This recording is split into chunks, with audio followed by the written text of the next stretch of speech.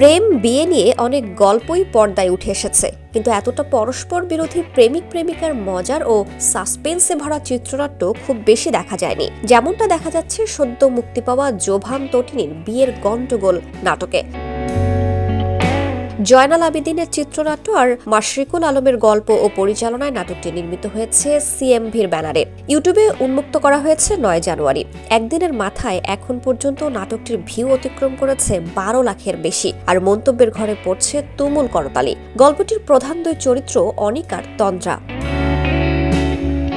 অনিকের মা মনিরা বেগম সাইকো টাইপের, কথায় কথায় আত্মহত্যা করার হুমকি দেন। তাই যখন বন্ধুর মেয়ে তন্দ্রার সঙ্গে অনিকের বিয়ে ঠিক করেন, তখন প্রেমিকা থাকা সত্ত্বেও অনিকের বলার সাহস হয় না মাকে যে সে বিয়ে করবে না। অন্যদিকে তন্দ্রারও প্রেমিক আছে, কিন্তু তার বাবা প্রচন্ড রাগী, তার বিরুদ্ধে কথা বলার সাহস পুরো এলাকার কারণ নেই। আর তন্দ্রা তো ভীতু অনেক, তাই সেও বাধ্য হয়ে বিয়েতে রাজি হয়। এখানে অনেক চরিত্রে দেখা যাবে ফারহান আহমেদ জোহানকে, আর তন্দ্রা চরিত্রে তানজিম সাইয়ারা তটিনীকে।